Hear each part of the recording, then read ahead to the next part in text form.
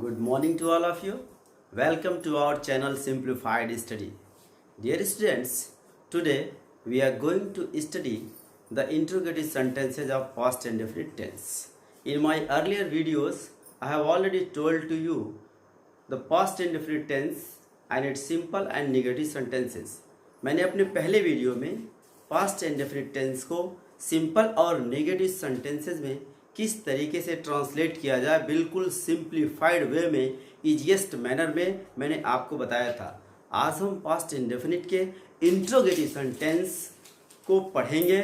सो without wasting any time now let us start. जैसा कि मैंने आपको बताया था कि interrogative sentences are of two types.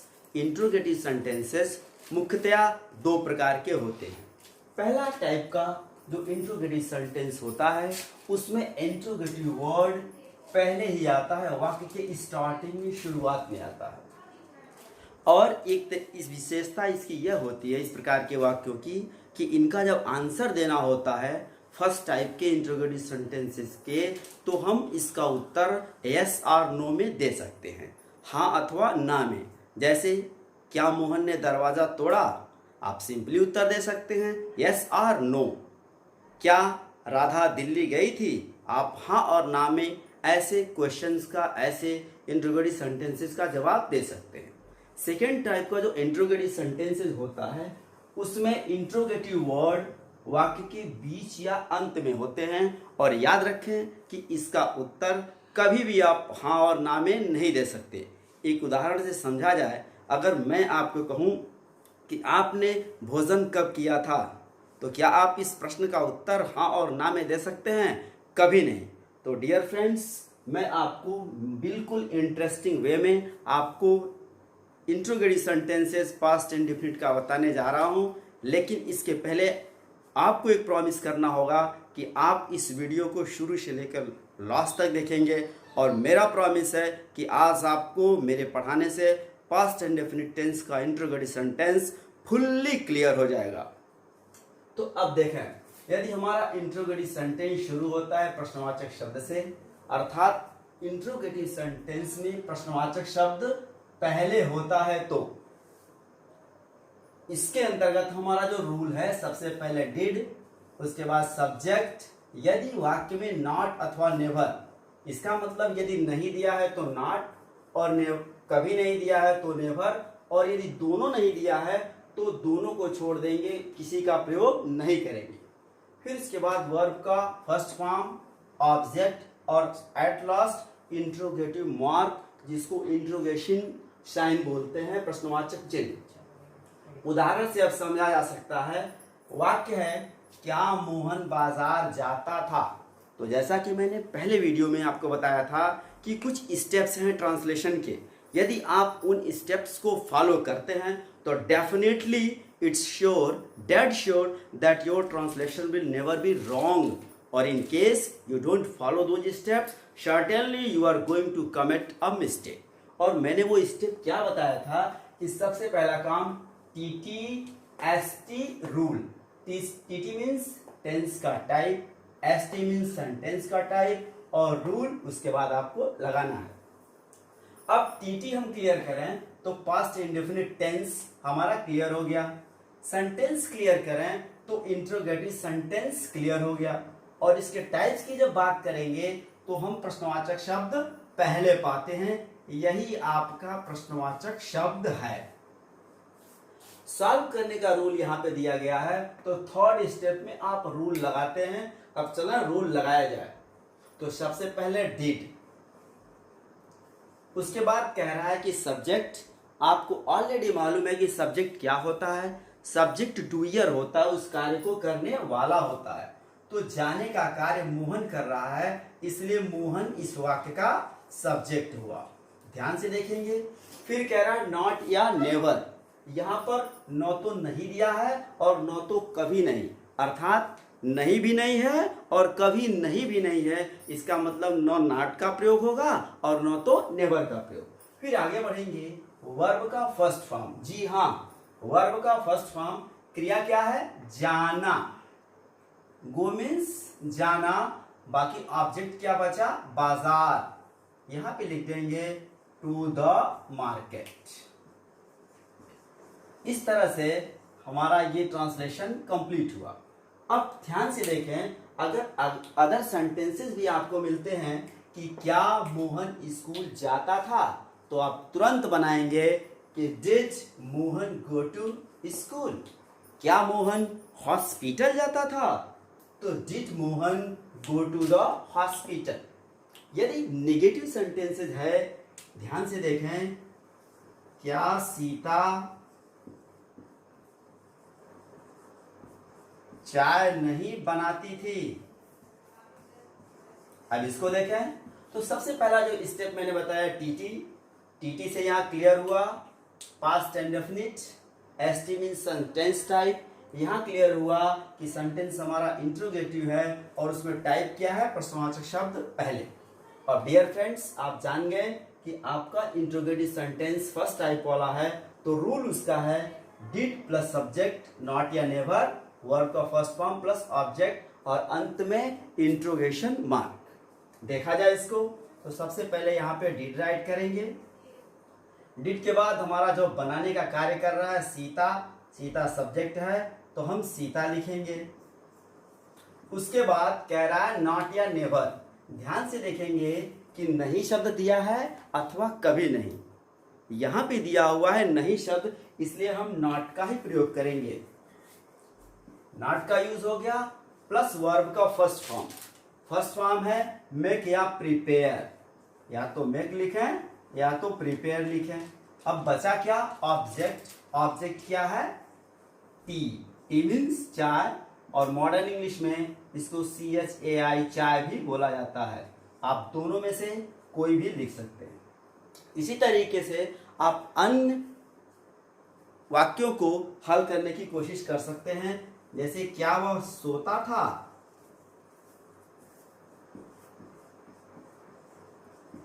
अब क्या बनेगा कि सबसे पहले डिड। डिड के बाद यहां पे रूल देखें, सब्जेक्ट। सब्जेक्ट है आपका वह, डिड ही, नॉट नेवर, दोनों में से किसी का यूज नहीं होगा। क्यों ऐसा, इसलिए कि इसमें इस वाक्य में न तो नॉट न तो नेवर कुछ भी नहीं दिया है। फिर आगे बढ़ेंगे, वर्ब का फर्स्ट फॉर्म। फर्स्ट फॉर्म है स्लीप, SLEEP। उसके बाद ऑब्जेक्ट इस सेंटेंस में नहीं दिया है, हमारा वाक्य बन करके पूरा हो गया। तो हमने देखा कि क्या वह सोता था, इसका ट्रांसलेशन हुआ डिड ही स्लीप। आप इसी तरीके से अन्य वाक्यों को भी ट्रांसलेशन करके बना सकते हैं। जैसे क्या वह रोता था, आप बना देंगे डिड ही वीप। क्या वह जाता था, डिड ही गो। क्या वह हंसता था, डिड ही लाफ। क्या वह मुस्कुराता था, डिड ही स्माइल। क्या वह कूदता था, डिड ही जंप। क्या वह दौड़ता था, डिड ही रन। इस तरीके से डियर फ्रेंड्स हमने पास्ट इंडेफिनिट के इंट्रोगेटिव सेंटेंस के फर्स्ट टाइप को पढ़ा। अब यदि कहीं इसमें नेवर का प्रयोग है तो थोड़ा सा उसको भी देख लिया जाए। यह वाक्य आ रहा है कि क्या वह कभी नहीं सोता था। सपोज करिए कि there is a sentence in Hindi, क्या वह कभी नहीं सोता था, तो ट्रांसलेशन कैसे बनाएंगे। सबसे पहले TTST rule. TT sentence type आपने देख लिया, टेंस टाइप। टेंस टाइप निकल गया ता था, ती थी, ते थे, past indefinite. ST means sentence type. Sentence है आपका इंट्रोगेटिव, प्रश्नवाचक शब्द कहाँ है, पहले। आपका ये भी क्लियर हो गया।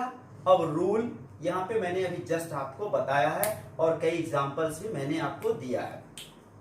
वाक्य है क्या वह कभी नहीं सोता था, तो सबसे पहले डिड, उसके बाद सब्जेक्ट। सब्जेक्ट हम लोगों ने बनाया है ही।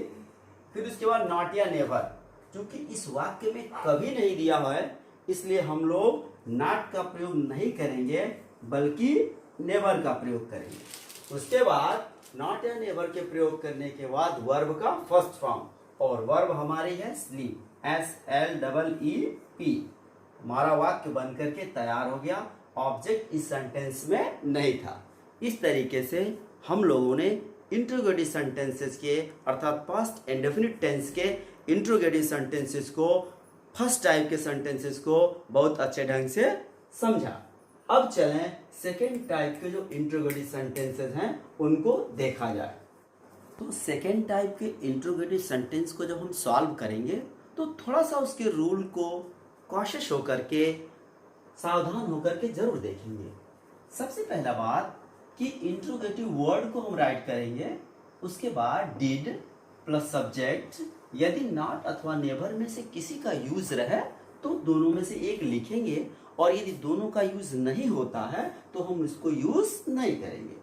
फिर वर्ब का first form, then object and at last interrogation mark. अब ध्यान दें, जैसे कि एक वाक्य आया, मोहन क्या लिखता था। अब इस वाक्य को यदि देखा जाए तो हम ये पाते हैं कि इसमें प्रश्नवाचक शब्द बीच में दिया है। आप ध्यान दें, यदि इस वाक्य को समाप्त कर दिया जाए तो हमारा ये इंट्रोगेटिव सेंटेंस नहीं होगा, बल्कि सिंपल सेंटेंस में कन्वर्ट हो जाएगा। चूंकि यह शब्द प्रश्न पूछ रहा था, इसलिए इस शब्द को हम प्रश्नवाचक शब्द कहते हैं, और चूंकि यह शब्द इस पूरे वाक्य में मिला हुआ है और मिलकर के ये प्रश्नवाचक वाक्य बना दे रहा है, और ये प्रश्नवाचक शब्द बीच में है, इसलिए इसके लिए रूल्स बिल्कुल डिफरेंट है। अभी मैंने बताया कि इंट्रोगेटिव वर्ड क्या है, इसमें क्या को जब इंग्लिश में राइट करेंगे तो व्हाट, उसके बाद कह रहा है डिड राइट करेंगे प्लस सब्जेक्ट कौन है, लिखने का काम कौन कर रहा है, मोहन। जो करता है वही डूयर है, और जो डूयर है वही करता है। तो मोहन कार्य को कर रहा है, इसलिए मोहन हो गया सब्जेक्ट अथवा कर्ता। तो व्हाट डिड मोहन, उसके बाद देखेंगे नॉट या नेवर। तो डियर स्टूडेंट्स, यहाँ पर नॉट का भी प्रयोग नहीं है और नेवर का भी यूज नहीं है, इसलिए इन दोनों को हम छोड़ देंगे, इसका यूज नहीं करेंगे। पुनः वर्ब का फर्स्ट फॉर्म, वर्ब हमारी है लिखने का काम, लिखना, तो WRITE राइट प्लस ऑब्जेक्ट दिया ही नहीं है, इसलिए यहाँ पे हम इंट्रोगेशन मार्क लगा करके वाक्य को बंद कर देंगे। इसी तरह से डियर स्टूडेंट्स, अन्य सेंटेंसेस को भी हम ट्रांसलेशन करने की कोशिश कर सकते हैं। जैसे मोहन क्या पढ़ता था, तो हो गया what did Mohan read. Mohan क्या बोलता था, तो what did Mohan speak. Mohan क्या गाता था, व्हाट डिड मोहन सिंग। मोहन क्या खाता था, व्हाट डिड मोहन ईट। इस तरीके से हम वाक्य को बनाएंगे।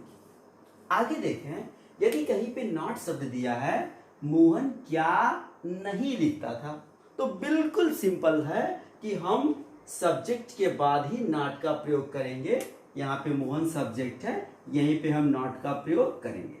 अक्सर स्टूडेंट्स क्या करते हैं, डिड के बाद ही नॉट अथवा नेवर लगाते हैं, जो बिल्कुल रॉन्ग है। हम सब्जेक्ट के बाद ही नॉट का प्रयोग करेंगे अथवा नेवर का प्रयोग। नॉट का प्रयोग कब, जब नहीं शब्द दिया है, और नेवर का प्रयोग जब कभी नहीं। एक उदाहरण से देखा जा सकता है,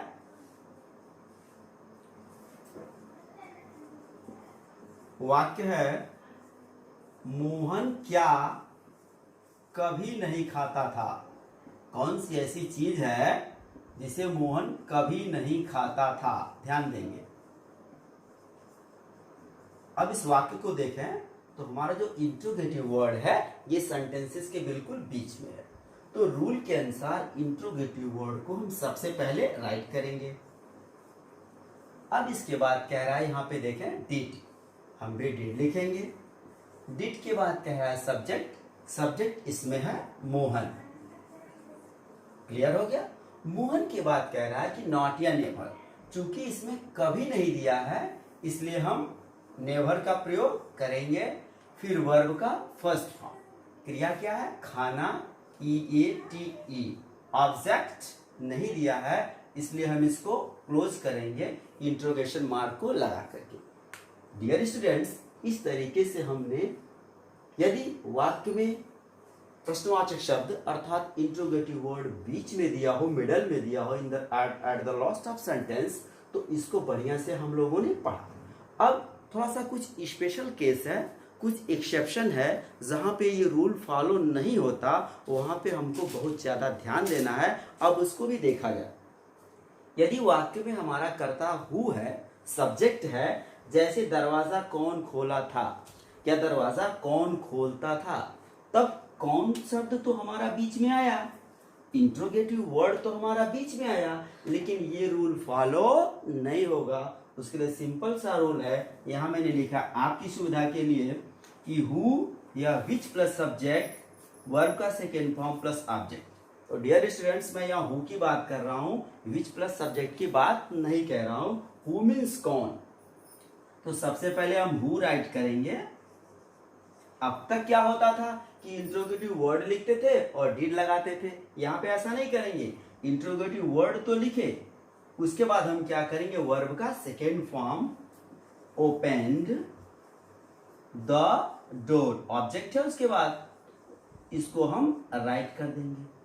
तो दरवाजा कौन खोला था या दरवाजा कौन खोलता था, इसको हमने बनाया हु ओपन्ड द डोर।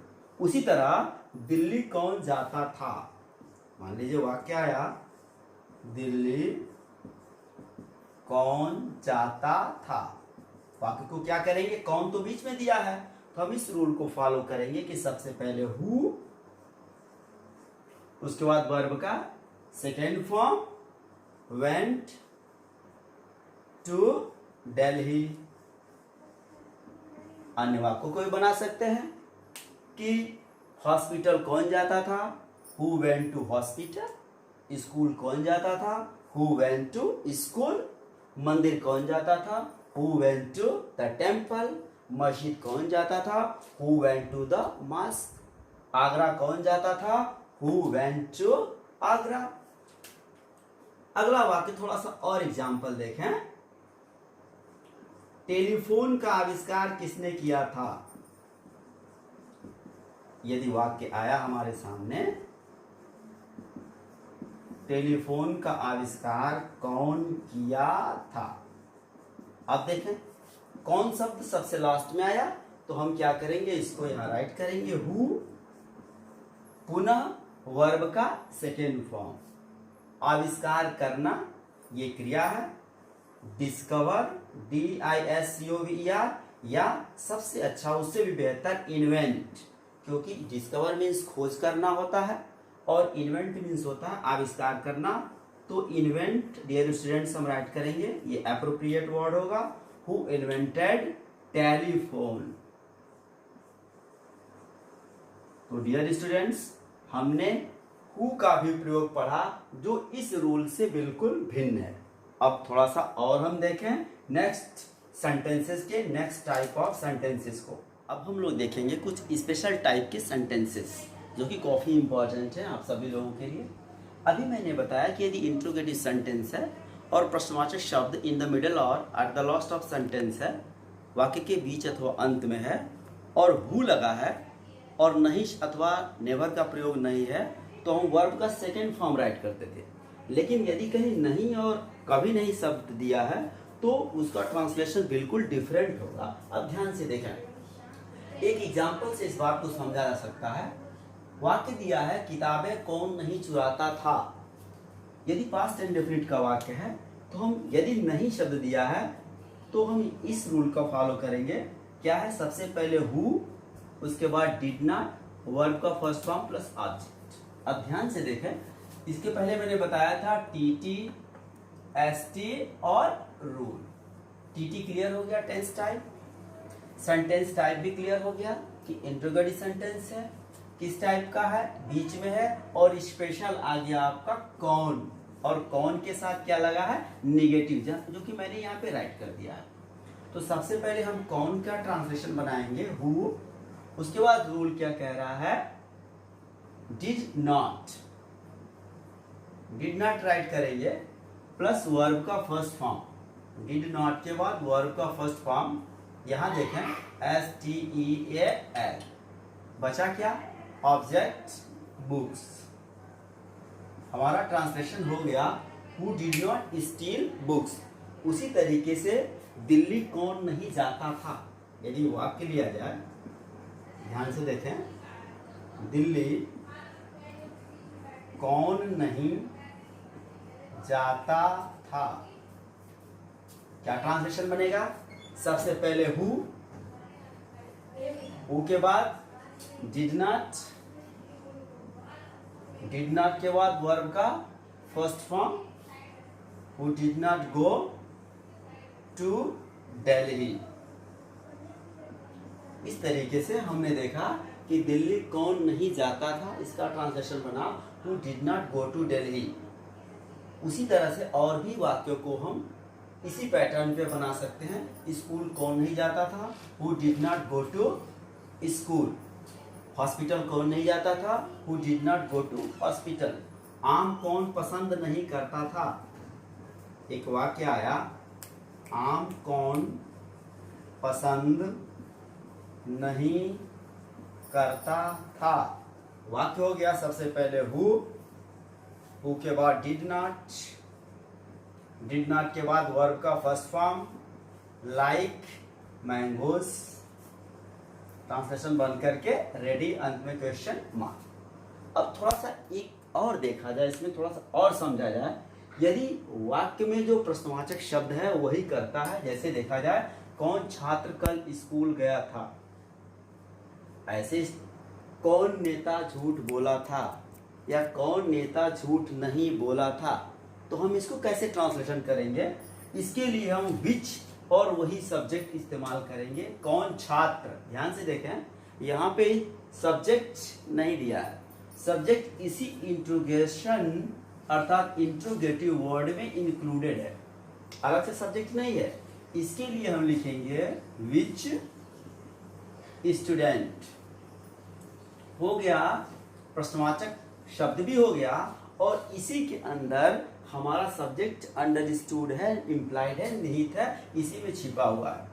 ऐसे वाक्यों में हम क्या करेंगे कि सबसे पहले विच प्लस सब्जेक्ट, विच स्टूडेंट हो गया, वर्ब का सेकेंड फॉर्म वेंट, फिर ऑब्जेक्ट टू स्कूल, बचा हमारा कल की अंग्रेजी। जैसा कि मैंने आपको प्रीवियस वीडियो में बताया था कि कल की अंग्रेजी हमेशा पास्ट टेंस में या पास्ट के किसी भी पार्ट्स में यस्टरडे ही लिखी जाती है। इसमें इंट्रोगेटिव निगेटिव को भी देखें, जिसमें विच और सब्जेक्ट की यूज को हम अप्लाई करते हैं। क्वेश्चन है कौन डॉक्टर समय से नहीं पहुंचा था। अब यहाँ पे यदि विच डॉक्टर हम राइट करते हैं और निगेटिव है यहाँ पे, तो विच डॉक्टर, अब देखेंगे इसमें यही जो है हमारा सब्जेक्ट भी है। कौन डॉक्टर समय से नहीं पहुंचा था, प्रश्नवाचक शब्द भी और प्लस उसके बाद उसमें सब्जेक्ट भी जुटा हुआ है। तो which doctor did not, rule को देखें, डिड नॉट वर्ब का फर्स्ट फॉर्म रीच, समय से ऑन टाइम या टाइमली। तो हो गया which doctor did not reach on time. कोई भी और एग्जाम्पल ले सकते हैं, कौन अध्यापक समय से नहीं पहुंचा था, तो which teacher did not reach on time. कौन विद्यार्थी समय से नहीं पहुंचा था, तो which student did not reach at time या ऑन टाइम या टाइमली। अब नेवर वाले वाक्यों को भी देख लिया जाए। कौन डॉक्टर समय से कभी नहीं पहुंचा था। देखें ट्रांसलेशन नहीं और कभी नहीं में डिफरेंट हो जाएगा। कैसे? यदि कभी नहीं दिया रहा और विच का प्रयोग होता है तो विच प्लस वो इंक्लूडेड जो सब्जेक्ट है, नेवर प्लस वर्ब का सेकेंड फॉर्म। ध्यान दें, अभी तक हम नहीं में फर्स्ट फॉर्म यूज करते थे, लेकिन वो नेवर से रिलेटेड हो तो हम वर्ब का सेकेंड फॉर्म प्लस ऑब्जेक्ट। उदाहरण के लिए अब देखा जाए, कौन डॉक्टर समय से कभी नहीं पहुंचा था, तो विच डॉक्टर,